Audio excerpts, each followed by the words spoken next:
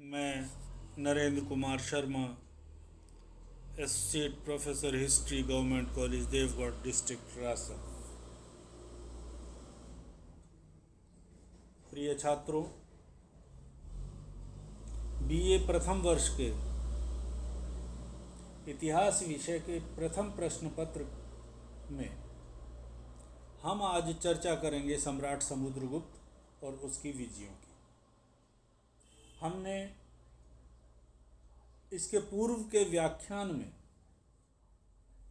आपको बताया कि किस प्रकार आर्यावर्त के 9 राज्यों को और दक्षिणापथ के 12 राज्यों को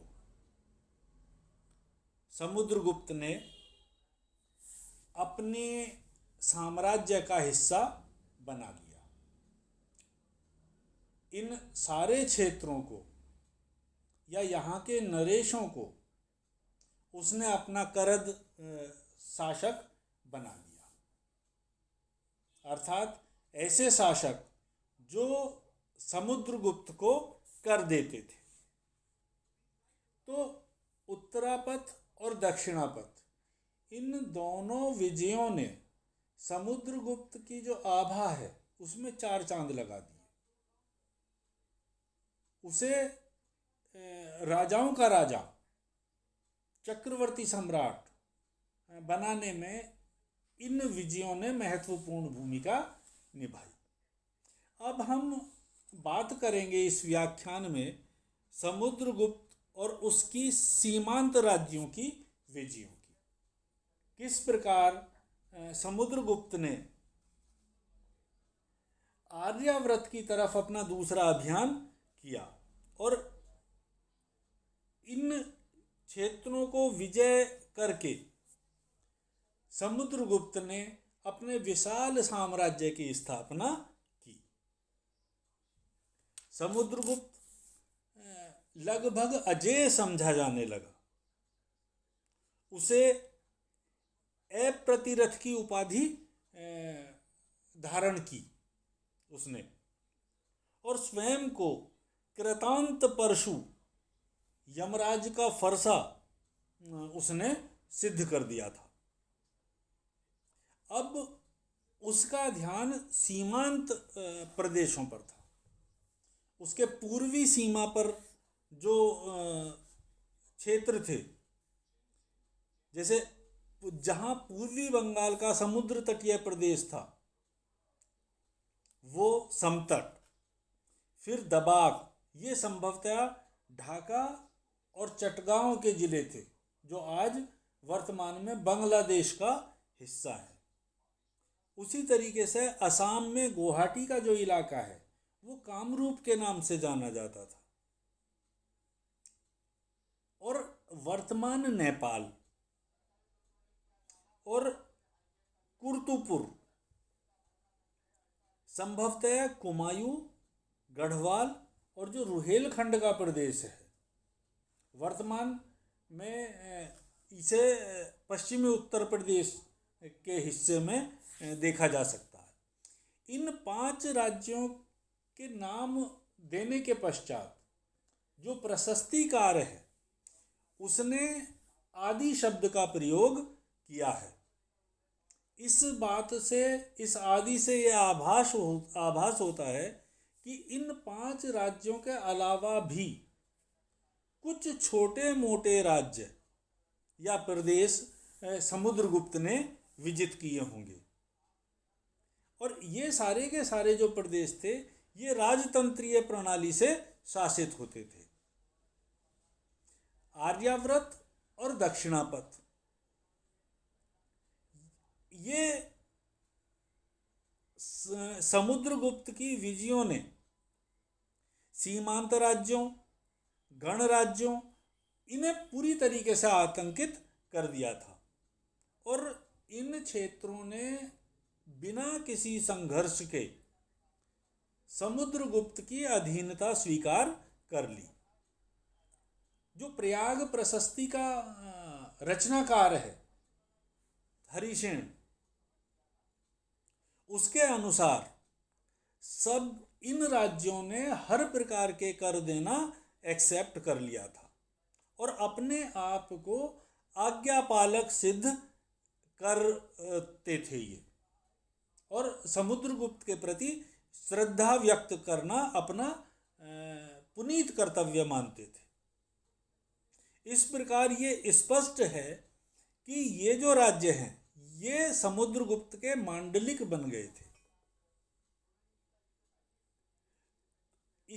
ये तो बात हुई जो पूर्वी सीमांत प्रदेश थे। अब बात करते हैं पश्चिमी सीमांत प्रदेश की।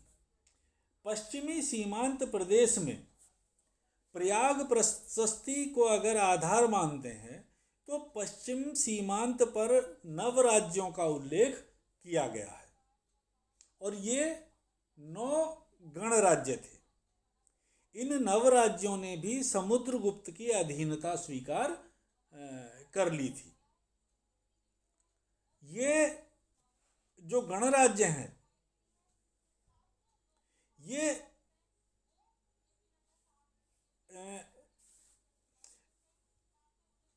अनेक जातियों से के थे। ये जो नवराज्य थे ये अनेक जातियों के थे। जैसे मालवा, अजमेर, टोंक और मेवाड़, इन्हें मिलकर एक प्राचीन जाति थी। सिकंदर जब यूनान से अभियान करने आया था उस समय इसे मल्लाई के नाम से पुकारा जा गया था, और इन्होंने अपने जो मूल है वो पंजाब में सिकंदर का कड़ा मुकाबला इन्होंने किया था, और उसके पश्चात वो पंजाब से ये जाति राजस्थान में आकर बस गई, और जहाँ ये जाति बसी वो क्षेत्र मालवा कहलाने लगा। उसी तरीके से अर्जुनायन, ये अलवर, पूर्वी जयपुर और भरतपुर, या वर्तमान जो मत्स्य हिस्सा है, राजस्थान का जो मत्स्य राज्य का हिस्सा है, लगभग वो हिस्सा।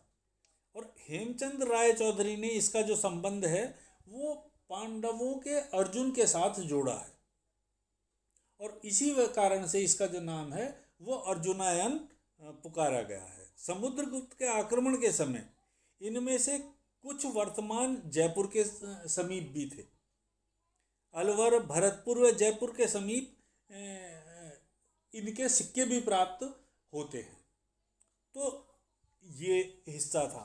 फिर योधेय गण, जो हरियाणा और जो उत्तरी राजस्थान है, ये एक प्राचीन गणतंत्र की जाति थी, और ये पहले पूर्वी पंजाब में निवास करती थी।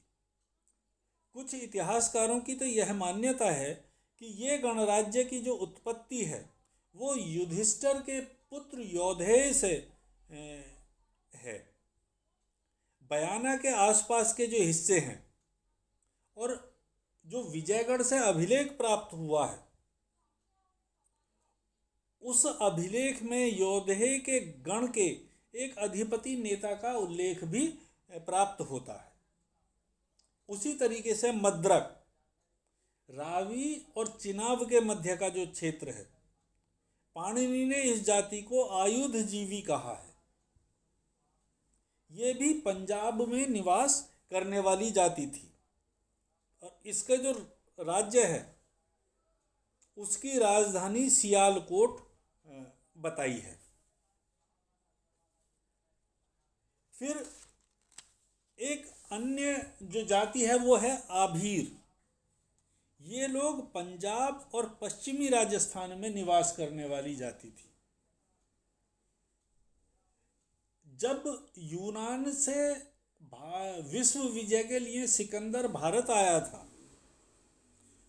उस समय सिकंदर से लोहा लेने में ये जाति भी एक प्रमुख जाति थी। पतंजलि के महाभाष्य में इन्हें शूद्रों के साथ इनका सामंजस्य बैठाया है, और वर्तमान अहीरों को इन्हीं की संतान समझा जाता है। तो जो ये क्षेत्र था, आभीर जो जाति थी, इसने भी समुद्रगुप्त की अधीनता स्वीकार कर ली थी। फिर प्रार्जुन, ये मध्य प्रदेश के नरसिंहपुर के जो आसपास का क्षेत्र है वो है। इस क्षेत्र का उल्लेख कौटिल्य के अर्थशास्त्र में भी हुआ है और इसने भी समुद्रगुप्त का जो आधिपत्य है वो एक्सेप्ट कर लिया था। फिर एक अन्य जो क्षेत्र है वो है सनकानिक। ये भी मध्य प्रदेश के विदिशा और भिलसा के समीप का क्षेत्र है। चंद्रगुप्त द्वितीय के समय के उदयगिरी लेख में एक सनकानिक नरेश का उल्लेख मिलता है। उदयगिरी के गुहा लेखों से भी ज्ञात होता है कि इस गणराज्य के लोग यथार्थ में गुप्तों के अधीन हो गए थे। तो ये स्पष्ट होता है कि इस क्षेत्र के लोगों ने समुद्रगुप्त की जो अधीनता है वो स्वीकार कर ली थी। फिर एक अन्य क्षेत्र है काक। यह जाति विदिशा के पास सांची के निकट निवास करती थी। सांची के कुछ जो प्राचीन लेख प्राप्त होते हैं उन लेखों में इस जाति का उल्लेख भी मिलता है। और श्री के.पी. जायसवाल के अनुसार भिलसा से 20 मील उत्तर में काकपुर, जो काकों का नगर था, वो स्थित था और इस क्षेत्र ने भी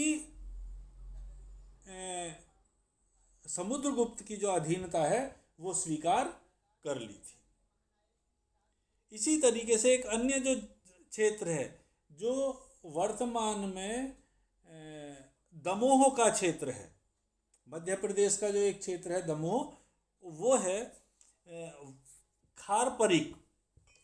वहाँ भी समुद्रगुप्त, इस क्षेत्र की इस जाति ने भी समुद्रगुप्त की अधीनता स्वीकार कर ली थी। इन जातियों के अंत में भी जब हरिसेन प्रयाग प्रशस्ति में इन जातियों का वर्णन करता है, जो पश्चिमी सीमांत राज्य हैं उनका जिक्र, वहाँ की जातियों का जिक्र करता है, तो इसके पश्चात भी वो आदि शब्द का प्रयोग करता है, आदि शब्द का इस्तेमाल करता है। अतः इस शब्द के जोड़ने से इस बात की संभावना प्रबल होती है कि संभवतया इन नव जातियों के अलावा भी कुछ और जातियां रही होंगी जिन जातियों ने समुद्रगुप्त की अधीनता स्वीकार की होगी, अथवा जिन्हें या जिन गणराज्यों को समुद्रगुप्त ने पराजित करके अपने प्रभुत्व में या अपने अधीन कर लिया होगा। दूसरी, ये कुछ क्षेत्र ऐसे भी हैं जो बफर स्टेट का काम करते होंगे और जो किसी भी शक्ति के लिए महत्वपूर्ण सिद्ध हो सकते होंगे, और समुद्रगुप्त ने इन क्षेत्रों को निश्चित रूप से विजय किया होगा, परंतु उन्हें माफ करते हुए, उन्हें अभय देते हुए उनकी जो सहानुभूति है, उनका विश्वास जीत लिया होगा, उनकी सहानुभूति अपनी ओर कर ली होगी। तो इस प्रकार समुद्रगुप्त ने एक विशाल भूभाग को अपने साम्राज्य का हिस्सा बनाने में सफलता प्राप्त की, और इसी कारण से जो समुद्रगुप्त है वो विभिन्न प्रकार के विरुद्धों को धारण करने वाला सम्राट बना। उसने अनेक प्रकार की उपाधियां ग्रहण की।